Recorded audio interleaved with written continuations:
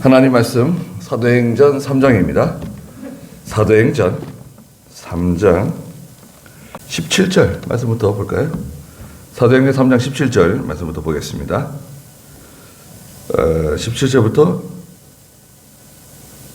26절까지 유쾌하게 되는 때가 주님으로부터 이를 것이다 라고 20절에 말씀하셨습니다. 유쾌하게 되는 때가 주님으로부터 임한다. 로마서에서는 너희들은 참 행복자다. 또 이렇게도 말씀하셨습니다. 유쾌하다고 하는 표현은 좀 이렇게 점잖게 표현한 겁니다. 실제 이 단어는 그 쾌락이죠, 쾌락. 네? 그런 정말 그 아주 극도의 즐거움, 극도의 쾌락을 의미합니다. 아주 유쾌하게 되는 때가 누구로부터 온다는 거예요? 주님으로부터 온다. 그래서 한번 생각해 보세요. 아주 유쾌해요. 아주 상쾌해요. 아주 만족하고 기뻐요. 그 상태는 자유의 상태입니다. 자유예요, 자유. 그래서 죄로부터 해방, 모든 얽매여진 것, 책임감, 의무감, 해야 할 것, 집에서 말이죠. 애들도 키워야 되고, 밥도 챙겨야 되고, 나가서 일해야 되고, 또 아빠로도 해야 되고, 엄마로도 해야 되고, 또 남편도 섬겨야 되고, 또 아내도 또 사랑해야 되고, 시댁도 생각해야 되고, 처가집도 생각해야 되고, 학교 문제도 있고, 직장 문제도 있고, 또 자동차도 돌봐야 되고, 보험도 해결해야 되고, 지금 얼마나 세상이 복잡합니까? 가만 앉아가지고도 이렇게 하나씩 해결하려 그러면요. 얼마나 복잡한지 모릅니다. 그런 모든 얽매여진 의무에서 다 해방된 어떤 상태를 말하는데 여기서는 죄로부터 해방된 자유의 상태를 말합니다. 그래서 오늘 여기 17절에 보시면 이제 형제들아 너희가 너희의 지도자들처럼 알지 못하게 그렇게 한 줄을 안다. 알지 못해가지고 잘 몰랐기 때문에 예수님을 십자가에 못 박아 죽였다는 거예요. 네? 너희가 잘 몰라서 저기 유대 지도자들처럼 바리새인들처럼 서기관들처럼 너희가 잘 몰라가지고 너희 지도자들처럼 너희도 그만 거기에 그만 동조가 돼가지고 그만 예수님을 십자가에 못 박아 죽이는 큰 죄를 저질렀다. 알지 못해서. 지난주에도 말씀드린 것처럼 알지 못하고 했다고 해가지고 면책되는 거 아닙니다. 면제되는 거 아니에요. 전 몰랐습니다. 여러분들 재판하러 가시게 되면요. 재판하러 가시잖아요. 혹시 그럴 일이 있으면 안 되겠지만 재판가라 가셔가지고 저는 몰라서 그랬습니다. 그러면 판사가 뭐라 그럴까요? 제가 봤는데요. 어떤 분이 저는 몰랐습니다. 그러더라고요. 그러니까 판사가 그게 죄라고. 그게 잘못된 겁니다. 모르는 게 잘못이에요. 모르는 거. 모르면 다 되는 게 아닙니다. 그게 농약인 줄 알고 마셨다. 그래서 죽고요. 농약인 줄 모르고 마셔도 죽는 겁니다. 그 부탄가스 있죠. 부탄가스의 마늘 냄새가 나잖아요. 부탄가스 마늘 냄새 나잖아요. 원래 그 가스 냄새가 나는 거 아닙니다. 마늘 냄새를 집어넣어가지고요. 냄새가 나게끔 만든 거예요. 눈치를 못 채니까. 여러분, 산소가 없어지는데요. 요즘 텐트 치고 들어가가지고 그 질식사 하시는 분들 가끔 있어요. 뭐 캠핑 좋아하는 거 좋은데요. 텐트가 원래 상식적으로 한번 들어보세요. 제가 산기도 뭐 다니고 주야장사 텐트 치는 사람 아닙니까? 텐트가 원래 제작될 때 이게 자동으로 공기가 순환되게 돼 있어요. 텐트는 설계 자체가 자동적으로 공기가 순환되게끔 되어 있습니다. 텐트는. 근데 그렇지 않은 텐트도 좀 있어요. 싼 것들. 그런데 3, 4인용 텐트인데 3명, 4명 들어가서 자요. 그리고 겨울에 추우니까 저녁에 고기 구워 먹고 또 술 마시고 밤에 추우니까 조그만 난로를 피워놓습니다. 가스난로, 부탄가스. 따뜻하죠. 훈훈하죠. 그러면 잠이 옵니다. 왜 잠이 오는 줄 아세요? 배불러서? 식곤증? 아닙니다. 산소가 없어지기 때문에 잠이 오는 거예요. 산소가 없어지는 거예요. 다 잠이 들죠? 그럼 어떻게 되죠? 아침에 아무도 못 일어나요. 산소가 없어지는 거예요. 그래서 문을 꼭 열어놔야 됩니다. 그 텐트 안에서는 뭘 피우면 안 돼, 대순대로. 텐트가 큰 거 있죠. 큰 텐트 같은 거는 괜찮아요. 제가 산에 가서 치는 텐트는 굉장히 큽니다. 폭이 3m에다가 한 6m 되는 텐트예요. 저 밑에 컨테이너보다 좀 약간 작은 거예요. 저만해요, 거의. 원래는 혼자 칠 수가 없고 한 2-3명이 치는 건데, 저는 그런 거 이제 잘 칩니다. 아무 때나 비가 오거나 눈이 오거나 후다닥 칠 수 있는데, 제가 치는 텐트들은 난로 같은 거 피워도 이렇게 공기 순환이 굉장히 잘 돼요. 그래서 그런 일은 거의 없는데, 눈이 왔을 때는 조심합니다. 눈이 오면 이 공기구멍을 다 막잖아요. 눈이 많이 내리게 되면. 그래서 조심해야 돼요. 잘 몰랐다고 해서 면책이 되거나 죄를 용서받는 거 아니다. 모르고 행하면 어떻게 되죠? 예수님 뭐라 그러셨어요? 모르고 행하면 적게 맞고 알고 행하면 많이 맞는다. 예. 알고 짓는 죄를 무슨 죄라 그럽니까? 고범죄래, 고범죄. 예. 알고도 짓는 죄를 고범죄라 그러죠. 그러나 18절에 하나님께서는 모든 선지자들의 입을 통하여 그리스도가 고난을 받아야 할 것이라고 미리 말씀하신 것들을 이와 같이 이루셨다. 미리 말씀해 주셨다는 거예요. 미리 예언하셨죠. 예언. 구약의 많은 선지자들을 통해서 장차 메시아가 오시는데 그분이 오시면 많은 고난을 받으실 것이라고 미리 다 예언하셨어요.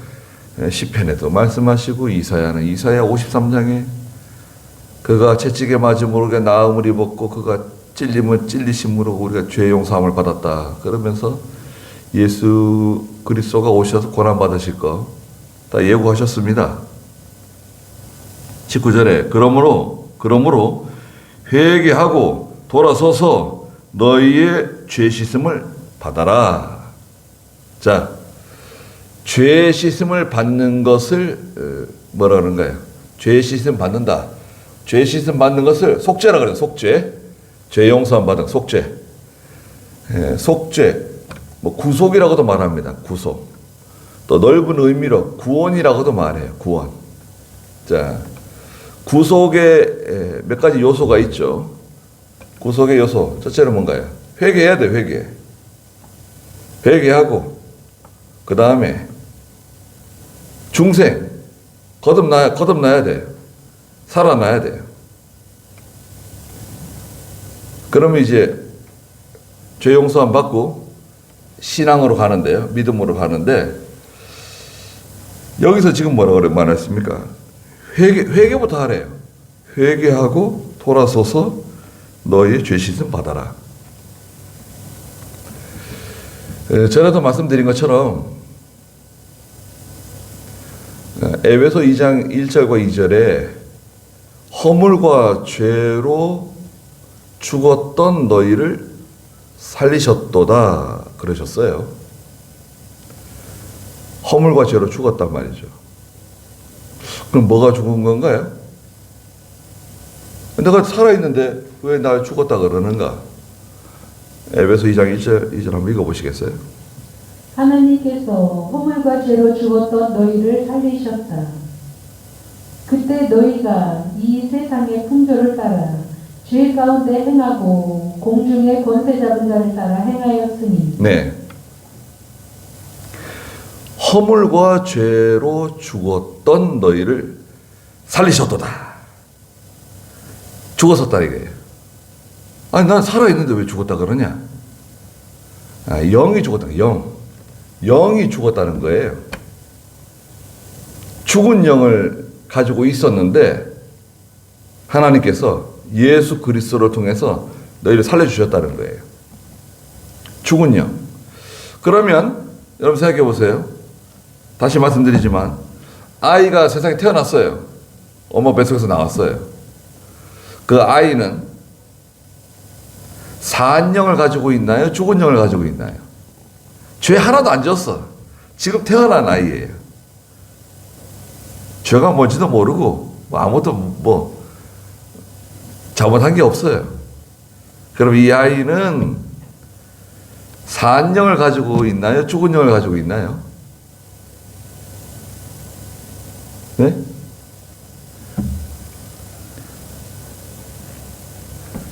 죽은 영을 가지고 태어납니다. 죽은 영을 가지고 태어나요. 그래서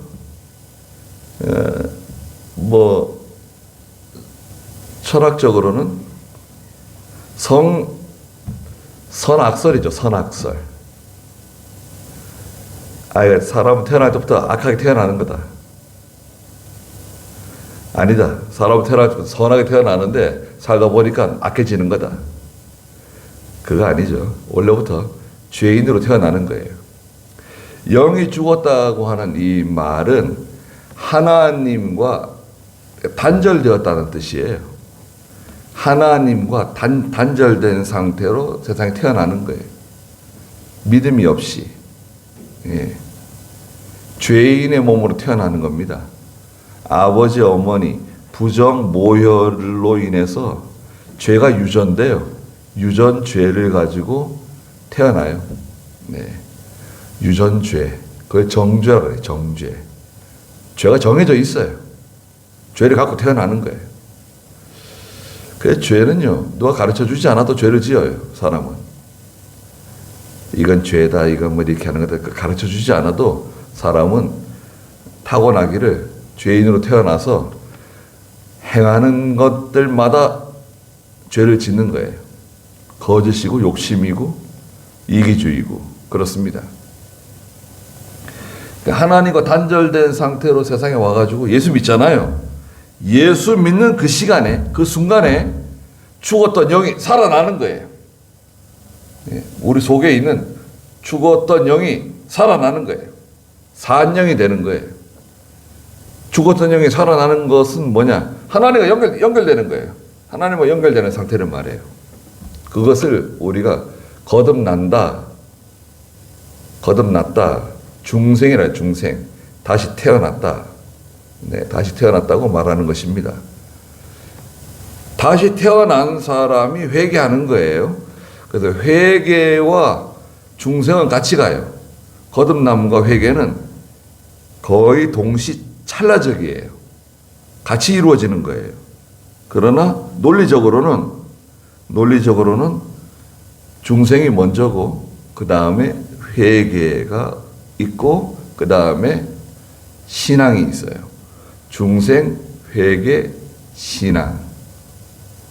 요게 구원의 순서, 구속의 순서라고 할 수 있습니다.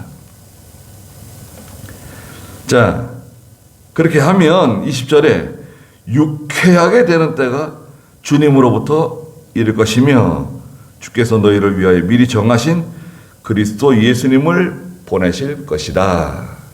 유쾌하게 되는 때가 너희에게 찾아온다. 여러분, 정말 즐거울 때, 정말 행복할 때가 언젠가요? 그런 때가 있죠. 네. 언제 참 즐거웠을까요? 언제 참 행복했어요?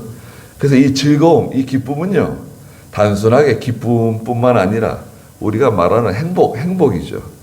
큰 그 행복, 만족감, 기쁨의 그 시간이 있는데 길지가 않아요. 기쁨의 시간, 행복한 시간은 짧고, 슬픈 시간, 힘들고 아프고 어렵고 눈물 흘리는 시간이 대부분이죠. 인생이 그래요. 그렇게 만들어져 있어요. 그런데 예수 믿고 하나님의 자녀가 된 사람에게는 하나님께로부터, 주님께로부터 유쾌하게 되는 날이 임한다는 거예요. 그래서 이제 예수 믿고 세상에서 신앙생활하는 우리가 이렇게 믿음으로 사는 시간에는 맛을 봐요. 맛. 거기에 완전히 100% 참여하지는 못해도 하늘나라의 맛을 봐요. 그 기쁨의 맛을 보는 겁니다. 예. 간을 봐요. 간을 봅니다. 그래서 우리가 예배당에 와서 특히 말씀을 들을 때 맛을 봐요. 또 기도할 때, 우리가 깊이 기도할 때 그 맛을 봅니다. 또 하나님과 늘 동행할 때, 내가 믿음으로 할 때 하나님께서 기쁨을 주세요. 그 말로 표현하기 힘든 기쁨이 하나님께로부터 임하는데 예수님께서는 요한복음 14장 4절에서 너희 속에서 솟아나는 샘물이 된다. 샘물이 있을 것이다. 14장 4절 맞나요? 요한복음 수가성 여인에게 찾아가신 예수님께서 7장 14절인가요? 요한복음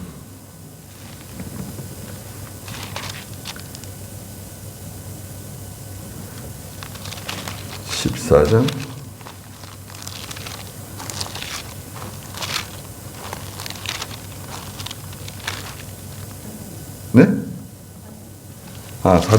4장 17절인가요? 4장 14절. 요한복음 4장 14절. 한번 읽어보시겠어요? 누구든지 내가 주는 물을 마시는 자는 영원히 목마르게 하는 것이다. 오히려 내가 주는 물은 그 사람 안에서 영생에 이르도록 솟아나는 샘물이 될 것이다 라고 하시니. 네, 누구든지 내가 주는 물을 마시면 다시는 영원히 목마르지 않는다. 왜냐하면 그 속에서 솟아나는 샘물이 하나 만들어진다. 너희 속에 그 속에서 계속 솟아나는 그 산속에 가면요, 그 샘이 있습니다. 산속에 이렇게 등산하시다가 샘 같은 거 보신 적 있으세요? 산에서 물이 퐁퐁퐁퐁퐁 계속 솟아나는 샘이 있어요. 좀 많이 솟아나는 데도 있고, 뭐 천천히 이렇게 스며져 나오는 샘도 있고 그렇죠. 근데 퐁퐁퐁퐁 솟아나는 샘이 있는데요. 이야, 그 참 물맛이 말이죠. 끝내주죠. 예, 대단합니다. 얼마나 시원하고 달고 말이죠. 뭐 인삼수죠, 뭐 인삼수. 산삼수요, 산삼수. 인삼수가 아니라. 그런 샘물이 있습니다. 그런데 이 샘물은 기쁨의 샘이에요. 기쁨의 셈이고 만족의 셈이에요. 그 사람은 그걸 자꾸 추구합니다. 그 기쁨, 그 만족, 그 쾌감을 추구하다 보니까 마약해, 마약하고 음행하고 이제 자꾸 사건을 만드는 거예요. 왜? 그 만족을 못하니까. 기쁨이 없어요. 재미가 없어. 사는데 기쁨이 없고 재미가 없고 만족이 없으면 그럼 돈이 무슨 소용이 있습니까? 예. 그러니까 참 이게 그것을 얻어야 되는데, 그죠? 그것을 얻으면 내가 행복해질 것 같고, 그것이 이루어지면 만족해야 할 것 같고, 그것을 내가 소유하게 되면, 이야, 참, 예, 정말 기분이 째질 것 같아. 그런데, 예, 실제로 그것이 이루어지면, 사실 그렇지 않거든요. 이상해요. 오히려 더 골치 아픈 일이 자꾸 생기고, 더 막 속상한 일이 자꾸 생기고, 자꾸 막 신경질이 나고, 그럴 수도 있습니다. 세상은 그래요. 그런데 여기서는 뭡니까? 유쾌하게 되는 때가 하늘로부터, 주님께로부터 임한다는 거예요. 그게 임하는데, 여기서는 어떤 날을 말씀하셨어요. 너희를 위하여 미리 정하신 그리스도 예수님을 어떤 날에 보내주실 것이다. 예수님의 재림을 예고하고 있어요. 베드로가 지금 설교하고 있는 건데 예수님의 재림을 예고해요. 21절에 하나님께서 영원 전부터 자신의 거룩한 선지자들의 입을 통하여 말씀하신 대로 만물을 회복하실 때까지 하늘이 마땅히 그분을 영접하여야 한다. 만물이 회복될 날이 온다는 거예요. 만물의 회복. 왜 만물의 회복이냐? 로마서에서는 만물이 탄식한다 그랬어요. 왜 만물이 탄식합니까? 뭐 공해 때문에? 뭐 때문에 탄식하는 거예요? 이 사람들의 죄 때문에 탄식하는 거예요. 예. 산에 나무도 탄식하고 돌도 탄식하고 예, 물도 탄식하고 강도 탄식하고 바다도 탄식하고 이 공기도 탄식하고 모든 들짐승들 모든 가축들 모든 하나님의 피조물들이 이 인간의 죄 때문에 탄식해요. 왜 탄식하느냐? 하나님이 내신 이 피조물을 통해 가지고 죄를 짓는 거예요. 잘 먹고 배불러 가지고 죄를 더 짓고 그 힘을 가지고 못된 일 더 하고 나무 가져다가 하나님이 내신 쇠를 가져다가 철을 가져다가 모든 하나님 내신 것을 가져다가 하나님이 싫어하는 거 만들고 싫어하는 건물 만들고 절간도 만들고 뭐 못된 거 자꾸 만드는 거예요. 그래 하나님이 주신 거 가지고 못된 일 하는데 쓰고 말이죠. 하나님이 자동차 주시면 자동차 끄고 다니면서 죄 짓고 다니고 놀러 다니고 믿음으로 살지 않고 이거 뭐 주시면 주시는 족족 그걸 가지고 믿는 일에 쓰지 않고 죄 짓는 일에 쓰고 하나님을 떠나고 세상으로 가는 일에 사용하는 거예요. 사람들은.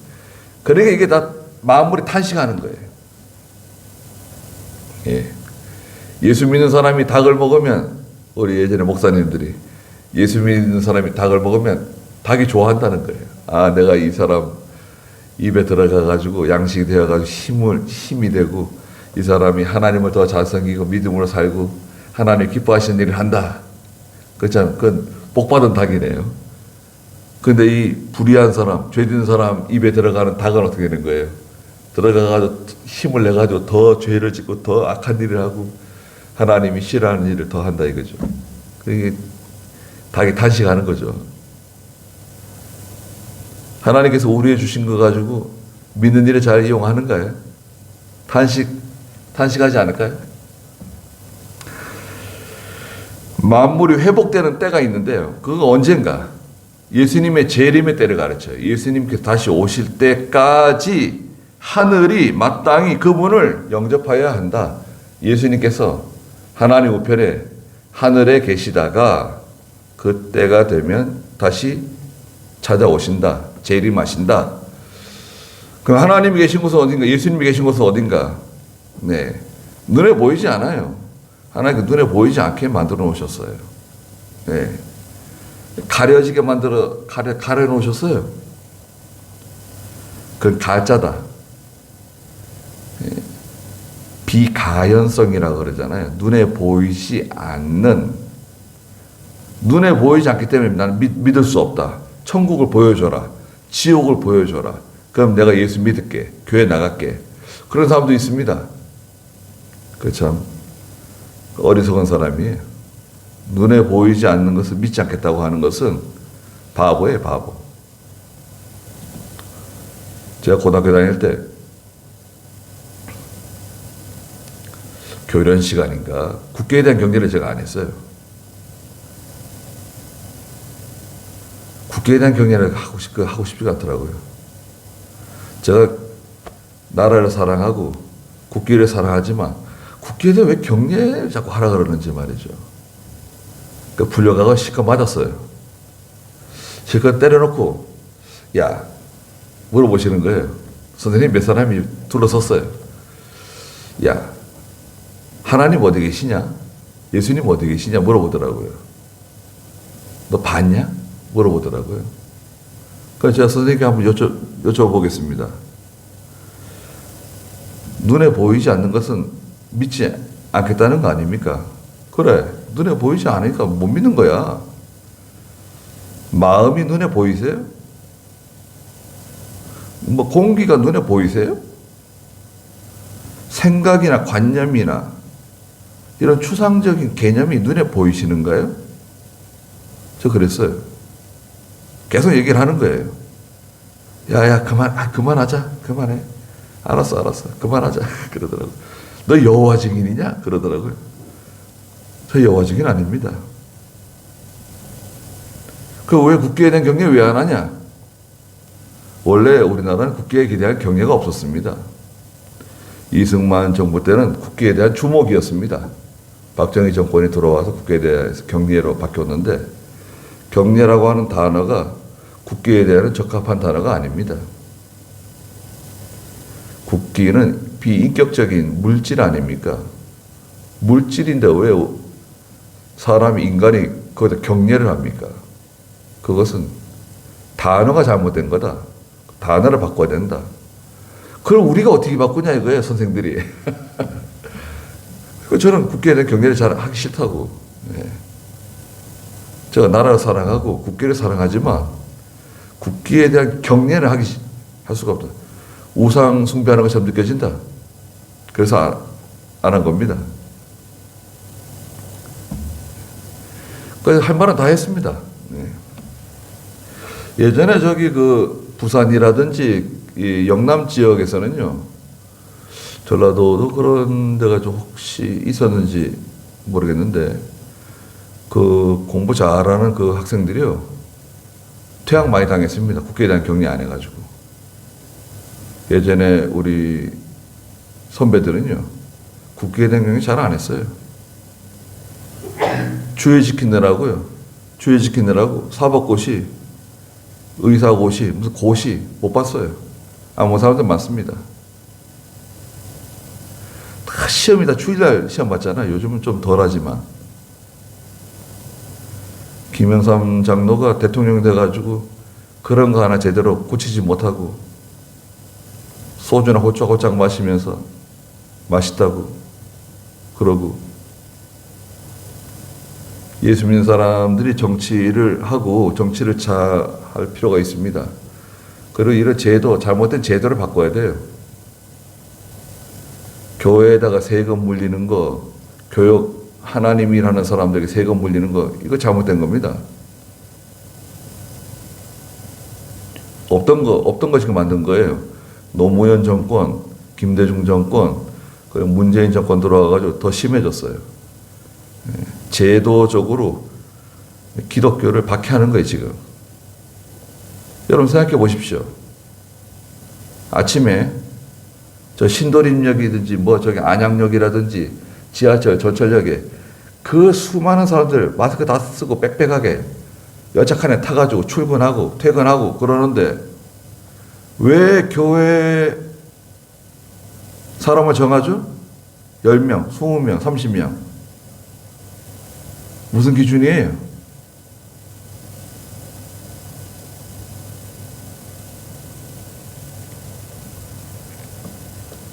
술 먹는 데는 사람도 다 가고 식당에 다 가고. 그래서 교회에서 무슨 확진자가 나오면은 막 KBS, MBC, SBS, 뭐 JTBC 계속 떠들어대죠. 다른 데서 나온 것은 말 안 해. 왜 그러는 거예요?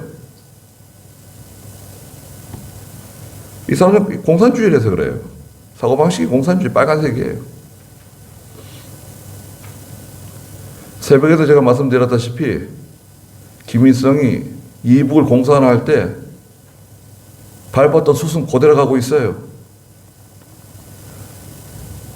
과거 소련의 레닌이라든지 중공의 모 대통령이라든지 북한의 김일성 다 똑같은 수순을 밟고 있는 겁니다. 제일 먼저 하는 일이 종교 박해예요. 다른 건 필요 없고 기독교, 교회 박해예요. 여러분 다시 말씀드리지만 우리가 연방제 통일되면요. 연방제 통일되면 첫 해에 여기는 저희는 다 죽습니다. 목사와 장로, 집사, 예수 믿는 성도들과 그 가정과 그 자녀들 다 죽이는 거예요. 숙청하는 거예요. 숙청이 다른 말 아니에요. 죽이는 겁니다. 숙청을 좋은 말로 포장했죠. 지금 뭐로 포장했습니까? 적폐청산이네요. 그게 숙청이에요. 중공은 1억 3천만 명 죽였습니다. 러시아는 구소련은 1억 명 죽였어요. 공산화하면서. 김일성이 몇 명 죽였습니까? 1,300만 명 죽였어요. 자기 백성을. 두 번째는 단계가 뭔지 아세요? 지주될 것을 빼앗는 겁니다. 지주들. 가진 자 있죠. 부자들 것을 빼앗는 것. 세 번째 단계는 유산자 계급. 사업하는 사람들, 공장하는 사람들. 이거 삼성, SK, 뭐 대우 다 빼앗아 국가 것을 만드는 거예요. 나눠 갖자. 다 쪼개서 나눠 갖자는 거예요. 그 다음 단계는 뭔지 아세요? 그 다음 단계 지식인들. 초등학교, 중학교, 고등학교, 대학교, 교수, 교사, 지식인들 숙청하는 거예요. 숙청이란 단어를 좋게 포장한 게 적폐청산이에요. 그게 공산주의 이론에서는 인민해방입니다. 공산주의 이론에서는 인민해방. 그리고 숙청, 적폐청산 다 같은 단어예요. 제가 과장하는 게 아닙니다. 지식인들은 알고 있죠. 말을 하지 않아서 그렇지. 그렇게 나라가 망해가는 겁니다. 하나님께서 저희 나라를 사랑하시기 때문에 언제까지 내버려주실지 잘 모르겠지만, 자, 하늘이 예수님을 품고 있다가 그때가 되면 예수님이 오신다는 거예요. 재림하신다는 거예요. 22절에 모세가 말하기를 주 너희 하나님께서 너희를 위하여 너희 형제들 가운데서 나 같은 선지자를 세울 것이니 그가 너희에게 말하는 것은 무엇이든지 다 들어라. 나 같은 선지자는 누굽니까? 장차 오실 메시아를 말하죠. 장차 오실 메시아. 기억해 두세요. 나 같은 선지자는 세례 요한 아닙니다. 다윗 아니에요. 나 같은 선지자는 장차 오실 누구라고요? 메시아다. 그리스도 예수님을 뜻하는 거다. 23절에 그 선지자의 말을 듣지 않는 자는 누구든지 백성 가운데서 멸망당할 것이다 라고 신명기 18장 19절이나 레위기 23장 29절에 말씀하셨다 이거예요. 그분의 말을 듣지 않으면 누구든지 다 멸망당한다. 말을 듣지 않으면 이것은 믿지 않으면이죠. 예수 믿지 않고 그리스도를 영접하지 않는 사람은 멸망당한다는 거예요. 멸망. 글쎄 우리가 뭐 언제 얼마까지 살지는 잘 모르지만요. 지금 이런 그 과정으로 갈 것 같으면, 이런 패턴으로 가면 100살은 너끈하게 사실 것 같아요. 100살. 기대가 되나요? 100살 사시면 좋을 것 같아요. 네. 우리 목사님들 가운데서 뭐 지금 70 넘어서 80 되셔도요, 굉장히 정정하세요. 임태경 목사님 있잖아요. 92이에요. 92. 수요일 날 버스 타고 저기 그 기도원 밑에 오셔가지고 배낭 메고 지팡이 하나 들고 기도원까지 했어요. 그래서 걸어 올라오세요. 올라오셔가지고 기도실 들어가셔가지고 귀가 좀 어두우시거든요. 그 성경 읽는 그거 있어요.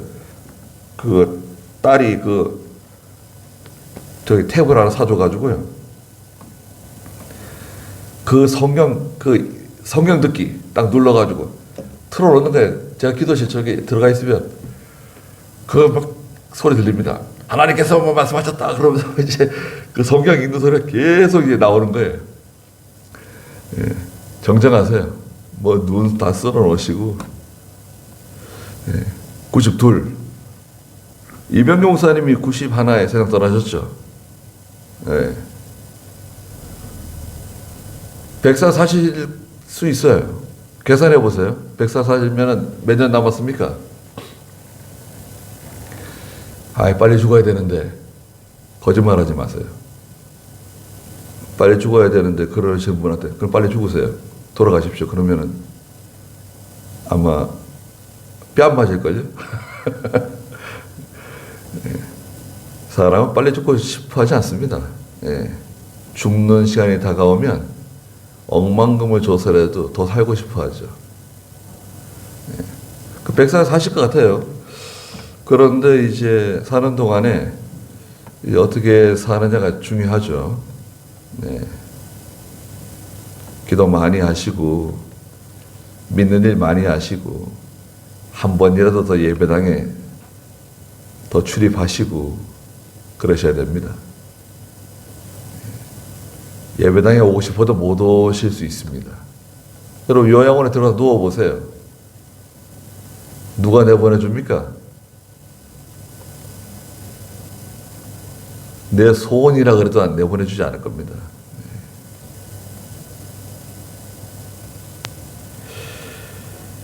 그 선지자의 말을 듣지 않는 자는 누구든지 백성 가운데서 멸망당한다. 그 선지자는 누구죠? 예수 그리스도를 믿지 않으면 백성 가운데서 멸망당한다. 하였고, 또 24절에 또 사무엘, 또 그 뒤를 이은 모든 선지자들도 그들이 말할 때마다 이 날들을 말하였다. 모든 그 구약의 선지자들이 장차 그 날들을 말했다는 거예요. 그 날들, 때, 어떤 때. 우리가 예수 믿는 거 때가 있습니다. 여러분. 예수 믿는 거 때가 있잖아요. 언제 예수 믿었습니까? 난 뱃속에서부터 예수 믿었다. 그런 거짓말이에요. 세례 요한이에요. 나 뱃속에서 때부터 뭐 예배당 다녔을지는 모르죠. 네. 그 예수 믿는 것, 내 구원의 확신이 생기는 것은, 글쎄, 한 중학교 좀 지나야 되지 않을까요? 중학교 좀 지나고, 어떤 사람은 뜨겁게 확신이 올 수도 있고, 여러분, 뜨겁게, 참 눈물 흘리면서 참 그 구원의 은혜 감격하는 그런 확신이 올 수도 있고요. 어떤 사람은 자기도 모르게 예수가 믿어지는 거예요. 나 예수 믿어. 정말이야? 그럼 난 예수 믿지. 언제부터 예수 믿었는데? 글쎄, 나는 그건 잘 모르겠는데. 아이, 그 구원받은 거 아니야. 야, 구원에 뭐 확신도 없고 감격도 없고 그게 뭐 예수 믿는 거냐? 그렇게 말하는 사람도 있습니다. 그렇지 않습니다. 예수 믿는 가정에서 태어나가지고 뱃속에 있을 때부터 예배당 다니고 태어나가지고 보니까 엄마 아빠가 다 예수 믿고 교회 다니고 나도 교회 다니고 주일학교 다니고 중고등부 다니고 뭐 이렇게 청년부 다니고 언제 예수 믿는지 어떻게 알아요? 잘 모를 수 있습니다. 세례를 언제쯤 받았냐? 세례 받은 날을 꼭 기억해야 된다. 천국에 들어갈 때 천사가 문지방에 서가지고 너 세례 받은 날이 언제냐? 몇 월 며칠이냐? 밝혀라. 그럴 것 같아요? 예, 그렇지 않습니다. 예수 믿습니다. 그게 확실한 증거예요. 부정할 수 없습니다. 25절에 너희는 선지자들의 자손이요. 그렇죠. 이스라엘 사람들은 혈통적으로 선지자들의 자손이잖아요. 그러니까 야곱의 후손, 이스라엘 12지파의 후손, 계통이잖아요. 이스라엘 백성들이. 우리는 어떤가요? 우리 대한민국 사람들은 영적 이스라엘 백성이죠. 여러분, 우리는 영적 아브라함의 자손이고 영적 이스라엘 백성이고 영적으로 하나님의 자녀가 된 사람들입니다. 이방인으로서 선지자들의 자손 아니냐? 또 하나님께서 너희의 조상들과 더불어 세우신 언약의 자손들이 아니냐? 어? 야, 지금 베드로가 하는 말이 그겁니다. 너희가 선지자의 자손들이고 또 너희가 언약의 자손들 아니냐? 그러니까 마땅히 메시아를 영접해야지. 그리스도를 영접해야 되는 거 아니냐? 맞잖아요. 원리적으로. 그런데 왜 그분을 십자가에 못 박아 죽인 거야? 왜 그런 짓을 한 거야? 너희가 그분을 십자가에 못 박아 죽인 거 아니냐? 네, 반어적으로 책망하고 있는 겁니다.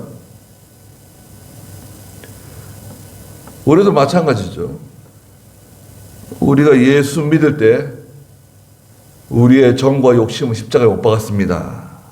에베소에 있는 것처럼 다 십자가에 못 박았다고 해놓고 그리스도의 죽으심이 나의 죽음이고 예수님의 부활이 내 부활이고 예수님의 승천이 내 승천이고 얘기해 놓고 또 죄 짓는 거예요. 또 우리 또 죄 짓잖아요. 또 못된 짓 하고 또 욕심 부리고 또 다투고 싸우고 그러잖아요.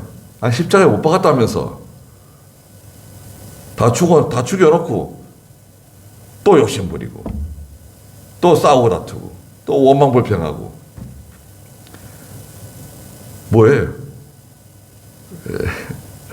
옛사람이 우리 속에 있는 옛사람이 자꾸 나와가지고 그래서 너희들은 선지자들의 자손, 선지자의 자손들이고 언약의 자손들인데 이 언약은 25절 중간에 하나님께서 아브라함에게 말씀하시기를 너의 씨로 말미암아 이 씨, 너의 씨는 이삭이 아니라 아브라함의 후손으로 오시는 메시아 그리스도 예수님이시죠. 너의 씨로 말미암아 땅의 모든 족속이 복을 받을 것이다 라고 말씀하신 것이다. 선지자의 후손이고 언약의 후손이니까 마땅히 그리스도를 영접해야 되는데 그리스도를 십자가에 못 박아 죽였죠. 26절에 하나님께서 먼저 자신의 종을 일으켜 세우셔서 자신의 종 하나님께서 자신의 종을 일으켜 세우셨다. 누굴까? 너에게 보내셨다. 하나님 보내신 분이 누구신가? 이는 너희를 각각 악에서 돌아서게 하는 분이다. 악에서 돌아서게 하는 분? 누굴까요? 너희에게 복을 주시는 분이시다. 하나님께서 자신의 종을 일으켜서 보내주시는데 너에게 보내셨다. 보내심을 받으신 분이시네요. 하나님이 보내신 분이에요. 정체가 누굴까요? 너희를 악에서 돌아서게 하시는 분이고 너에게 복을 주시는 분이시다. 그분이 누구십니까? 예수 그리스도시죠. 예수 그리스도세요. 그런데 왜 예수님을 하나님의 종이라고 그랬습니까? 예수님께서, 그리스도께서 종의 위치에서 하나님의 말씀을 다 순종하셨기 때문에 그렇습니다. 우린 다 종이에요. 저는 뭐라 그럽니까? 하나님의 종. 종이 뭐 좋은 표현이죠. 종이 좋은 표현입니다. 무슨 말이냐면 사실은 그 단어는 노예란 뜻이에요. 노예. 하나님의 노예. 그 예전에 뭐 저희 시골 교회에서 이렇게 기도할 때 들어보면 주님의 종 사자에게 은혜를 주시고 그래요. 아니면 주님의 종이면 종이지 또 이것도 또 하나님의 사자까지 갖다 붙여요. 하나님의 사자. 사자도 맞는 말이에요. 하나님의 대리인, 하나님이 보내심을 받은, 지금으로 말하면 대사네, 대사. 하나님의 대사예요. 그 앞에다가 종을 붙이고 하나님의 종 사자에게, 그거는 적절치 않은 잘못된 기도입니다. 하나님의 종이면 종, 하나님의 사자면 사자, 이렇게 표현해야 돼. 둘 중에 하나만 써야 돼. 하나님이시여 저희들을 긍휼히 여겨주시고 불쌍히 여겨주시옵소서. 똑같아요. 긍휼히 여겨달라는 게 불쌍히 여겨달라는 뜻인데 긍휼히 여겨주시고 불쌍히 여겨주시고, 그것도 잘못한 거죠. 긍휼이라는 단어가 불쌍히 여긴다는 뜻이에요. 네. 하나님의 종. 제가 종이면 여러분들은 뭔가요? 여러분들 다 종이에요. 하나님의 종이에요. 예수님의 종이에요. 근데 사실은 종인가요? 종 아닌가요? 종은 뭐예요? 종은 일해요. 아침부터 저녁까지. 일하는 사람입니다. 시키는 대로 일하는 사람이에요. 자기 마음대로 하는 사람이 아닙니다, 종은. 종은 자기 마음대로 하는 사람이 아니에요. 우리나라 직장은 어떤가요? 직장, 여러분들이 사장이라고 생각해 보세요. 회사를 경영하고 있는 사장이다. 직원이 한 100명, 200명, 한 1000명 있다고 생각해 보세요. 그 매달 내가 월급 줘서 먹고 사는 사람들이에요. 그 식구들, 그 자녀들이 내가 월급 줘가지고 돌아가는 거예요. 다 돌아가는데, 그러면 내 종이죠. 종이에요. 좋은 말로 직원이지 종이라고요. 근데 종이 단체 행동해요. 데모하고 파업하고 그러면 기분이 어떨까요? 아니, 정해진 월급을 주고 정해진 보너스를 주고 정해진 날짜를 자기들이 쓰고 있는데 뭐 돈 더 달라고 파업하고 뭐 회사 물건 때려 부수고 회사 물건 훔쳐가고 그러면은 여러분들 그 종들을 어떻게 하면 좋을까요? 해고시켜야죠. 근데 해고를 못 시키게 만들어놨어요, 법을. 야, 이런 흉악한 법이 어디 있습니까? 우리나라밖에 없을 거야, 아마 이런 법은.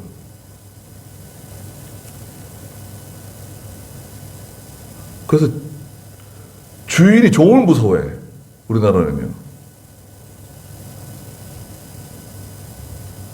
아니, 마음에 안 들면 일 열심히 안 하면 해고할 수 있잖아요. 그만둬, 나가. 그럴 수 있잖아요. 그게 정당한 거 아닌가요? 근데 해고를 못 시키게 만들어놨어요. 그러면서 뭐 노조 만들어가지고 그냥 자기 회사 사장, 회장을 막 욕을 막 하고 프랭카드 걸어가지고 막 욕지거리를 하고 회사를 욕하고 뭐 그래도 쫓아내지 못해. 그게 좋은 나라인가요? 우리나라 좋은 나라? 해고 자유화 시켜야 됩니다. 그리고 회사들 법인세 없애든지 깎아줘야 되고, 재산세 없애든지 깎아줘야 되고, 상속세는 없애야 돼요. 살아있는 동안 다 세금 내가지고 뭐 부동산을 구하면 취득세, 등록세, 법인세, 뭐 무슨 세금 다 냈는데 그걸 아들에게 상속하는데 또 세금을 내. 그럼 이중과세가 되는 거 아니에요. 상속세는 잘못된 겁니다. 법인세도 없애야 돼요.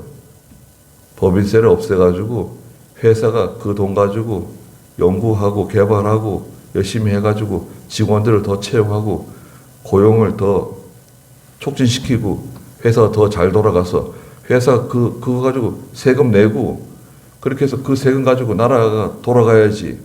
그냥 거머리처럼 붙어가지고 뜯어내고 그냥 회사들 어렵게 만들고 외국으로 쫓아내고 또 직원들은 또 데모하고 노조 만들어가지고 또 난리치고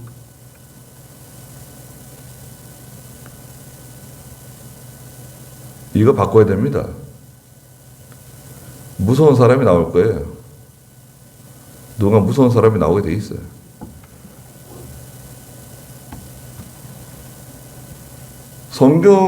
성경에도 그렇게 다 돼 있는 거예요. 지금 우리나라 지금 이상한 나라가 되어버렸어요. 우리나라 좋은 나라가 아니라 우리나라 이상한 나라입니다. 예. 형식은 자유민주주의인데, 시장경제인데, 실제 내용은 시장경제, 자유민주주의가 아니에요, 지금.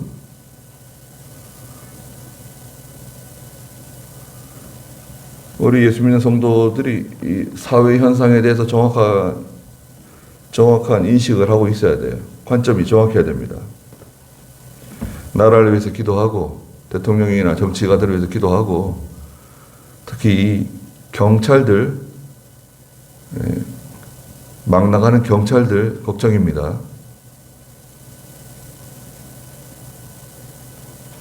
어떤 기도할 게 뭐 한두 가지가 아니에요.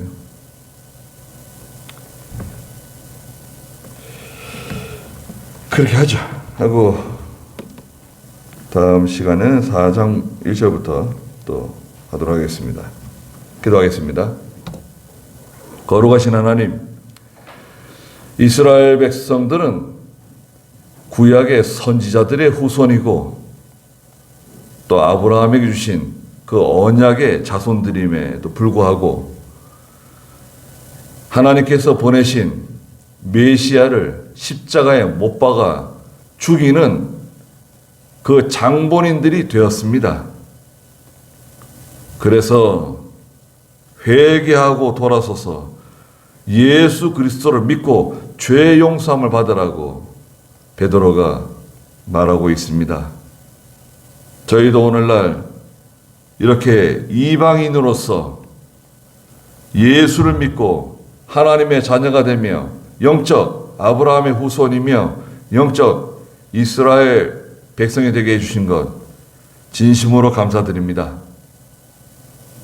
혈통적 유대인이 아니라 참 유대인은 영에 속한 사람이 참 유대인이라고 말씀하셨습니다.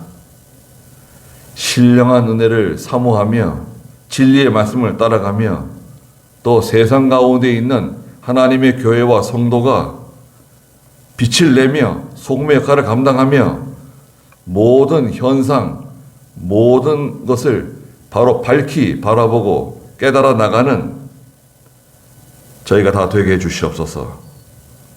고난 가운데 있는 많은 교회들과 또 사랑하는 하나님의 종들과 성도들을 위로하시고 하나님의 교회들이 잘 이겨내며 견뎌내며 이 고난의 때를 믿음으로 잘 통과할 수 있도록 하나님 힘을 주시고 도와주시기를 간절히 원하옵고 예수님의 이름으로 기도드리옵나이다.